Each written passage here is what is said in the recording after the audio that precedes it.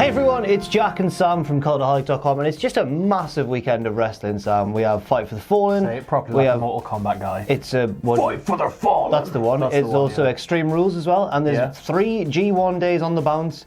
It's just, there's so much wrestling going on. And with so much wrestling, of course, we do have some wrestling news. So let's crack straight on and take a look at the headlines. First of all, unfortunately, WWE superstar Jeff Hardy was arrested this weekend in Myrtle Beach, South Carolina. Next up, we take a look at Bray Wyatt's rumoured return date. And finally, Kevin Owens has hit out at Shane McMahon with an amusing tweet in the wake of Extreme Rules. So first of all, yes, unfortunate news. According to TMZ, WWE superstar Jeff Hardy was arrested today, in fact, at the time of recording, in Myrtle Beach, South Carolina for being intoxicated in public. Now, Wrestling Inc. Expanded on the story slightly, and then some people in the comments expanded on it further. So the facts are, Jeff Hardy was arrested in Myrtle Beach, South Carolina for public intoxication and impairment, which is always unfortunate to see, especially someone like Jeff Hardy with previous issues related to substance abuse and that sort of thing. But also, he was released earlier today on a bond that was less than $200, which maybe speaks to the severity of the incident, I suppose. It's got to be like next to nothing for a bond like that. He is currently out of action for WWE, recovering from knee surgery that he underwent 2 months ago, and will probably be out of action for about 6 to 9 months.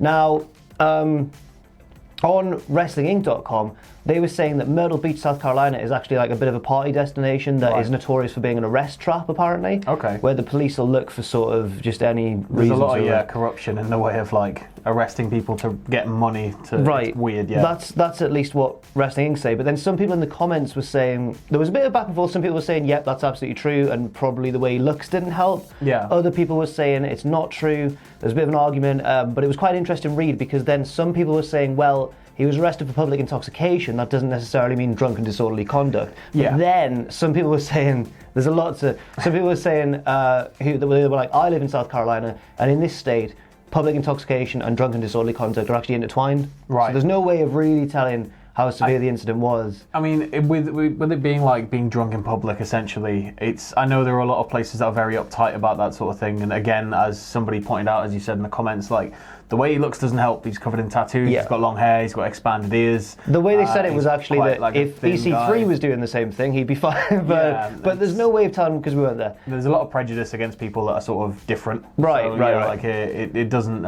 surprise me. Maybe a police officer came up to him and just tried to say something, realised he was drunk and it was like easy money, or... But I don't know. Because it's Jeff Hardy, it's a very serious story just because of his history.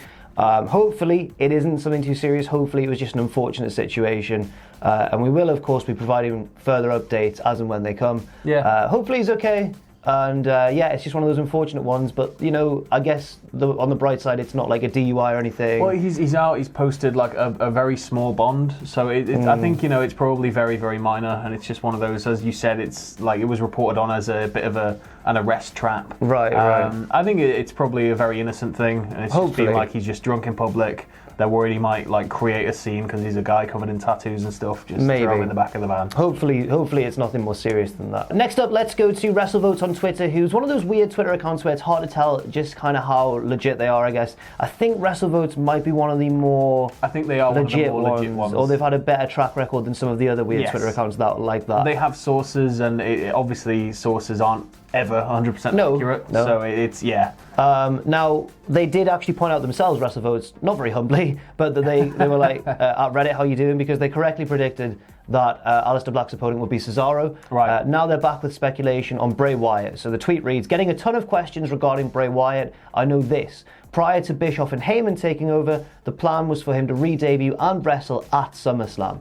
I can't confirm if any of that has changed. I'm confident he'll be at SummerSlam, but whether that's his first appearance is to be decided. SummerSlam seems pretty far off. Well, the thing is, you could start making the vignettes more and more twisted, like taking them even further and further and further, and then eventually build to SummerSlam. You could. I don't know if we're going to see another series of the vignettes though, just because the last one was a couple of weeks ago, and there hasn't been anything since. It's now been the puppets cropping up backstage. Well, do you know what I think might actually happen? Is I think that SummerSlam might be his first match back. But maybe we will see a live, like, on-stage segment, Firefly Funhouse type thing. Tomorrow. Like, like Brutus the Barber Beefcake type, you know, the barber shop. Yeah. Something like that, maybe, where it's live and they have a guest. Yeah. And it starts to get more twisted, and eventually Bray Wyatt picks an opponent. Maybe. And then it's built for SummerSlam. When do you, just anywhere between now and SummerSlam? Yeah, maybe it'll start happening soon. Right. Yeah. Do you think we'll see him tomorrow at Extreme Rules? I really hope not. You hope not? Yeah.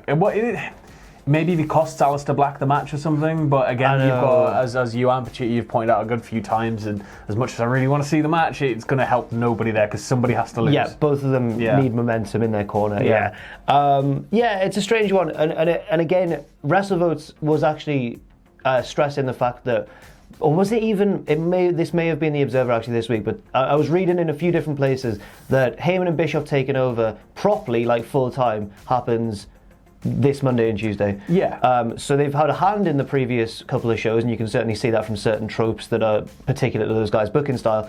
But their actual official tenures apparently start next week. I mean, Eric Bischoff, I think, was on the road today to Stamford. Right. So, like, it's you know. Because of that, apparently now it's like a clean slate. So basically, plans that were in the works for after Extreme Rules in the build to SummerSlam may be well subject to change because they've got these new creative heads. I'm assuming Bray Wyatt could be an example of that. Yeah, I'm assuming it's like maybe like they're just going to be given the full run of storylines they had for the rest of the year, and they'll maybe go, we'll keep that one, we'll keep that one, we'll keep that one, and we'll change everything else. Maybe. But it'll be interesting to see. I guess we'll know whether or not we'll see Bray Wyatt, you know, at Extreme Rules by tomorrow, and if not, it will be very interesting to see when exactly he next appears. Bigger question though, are we going to see Bischoff as an on-screen character? Oh, because we've got Heyman, but Heyman's obviously tied to Brock. He was already, yeah.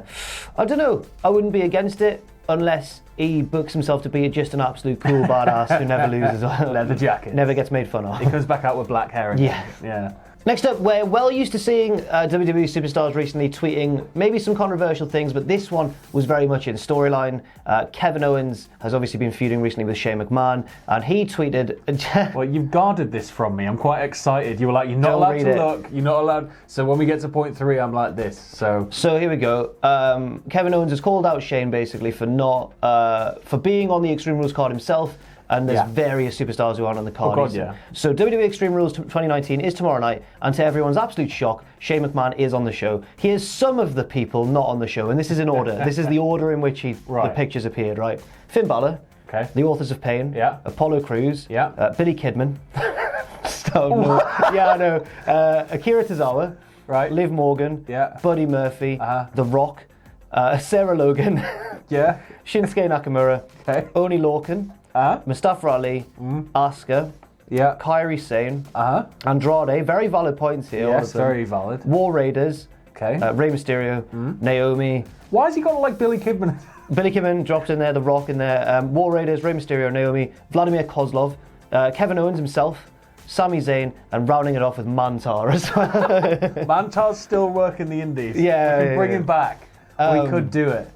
Everyone's been loving the Mantar thing and tagging quite a few of us in it just because of our video on April Fool's Day about the captivating career of Mantar. Check it out if you haven't seen it. But my favourite one is just Billy Kidman, fourth off the bat. Just Billy Kidman in there. And he's a sexy guy when he was, in his tank top and his shorts. Billy was great. I don't know why. Shooting star presses to the face. I wonder if we'll see Kevin Owens. I don't think we will tomorrow, just because the storyline seems to be like around kind of Roman and Undertaker and Shane and Drew, and I think Graveyard Dogs, mate. The Graveyard Dogs on their bikes and that. No, not on their bikes. What am I talking about? They're just two dogs with necklaces on. If they come out on double Harley, I was thinking, while barking, I would love that. But I don't think he'll show up and get involved just purely because there seems to be too much going on with that storyline anyway. Yeah. So, but maybe he will. Who knows? It'll give it certainly a work shoot kind of feel if he did. And finally, several matches have been added to Fight for the Fallen recently. I think there's 2 that we haven't reported on yet, but I'm not certain. I don't want to be doing Ross a disservice on the website. He may well have already done this. But as far as we know, these are the 2 most recent ones.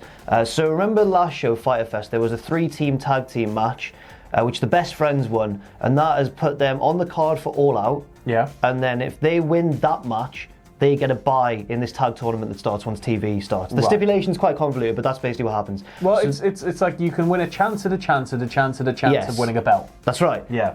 So this is the other half of that match. This basically determines who will face the Best Friends at All Out, and then the winner of that will get a bye in the tournament. So this is another 3-team match. The 3 teams are Angelico and Jack Evans, who of course we saw at Double or Nothing, losing to the Best Friends in a good match.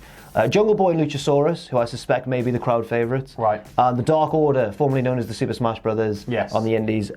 So that'll be a very interesting one.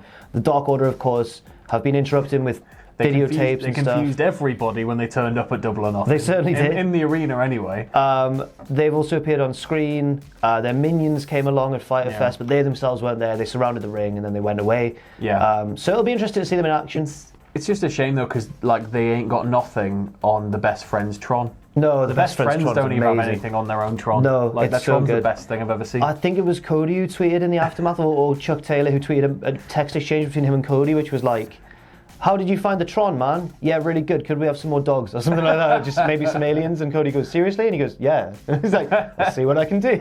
The other match concerns 4 members of the women's division, including 2 debuts. So it's another tag match.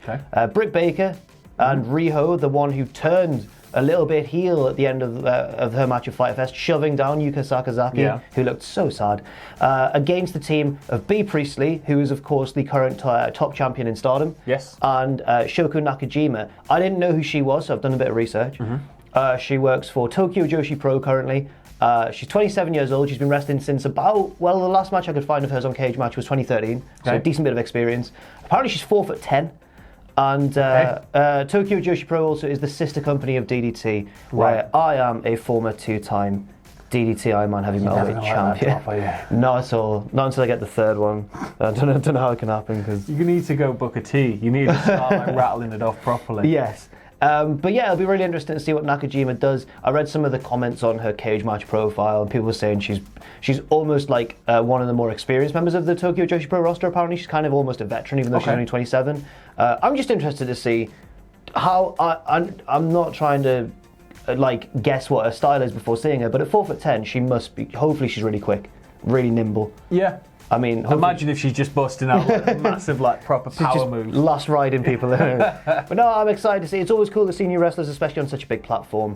And we will be watching that pretty much now, actually, at the time of you watching this video. So head to youtube.com/Cultaholic/live to see our live streamed reactions of Fight for the Fallen. All proceeds will be going to victim support, a great charity. And yeah, it should be really fun. Well, our future selves will know how fun it is. We will, in the moment. So say how we're doing and say hi. Thanks very much for watching, and let us know what you think in the comments section down below. You can follow Cultaholic on Twitter @Cultaholic and on Facebook at facebook.com/Cultaholic. If you enjoy what we do, then please do check out our Patreon, patreon.com/Cultaholic, where you can pledge. And don't forget, of course, most importantly of all, to hit subscribe and to join us.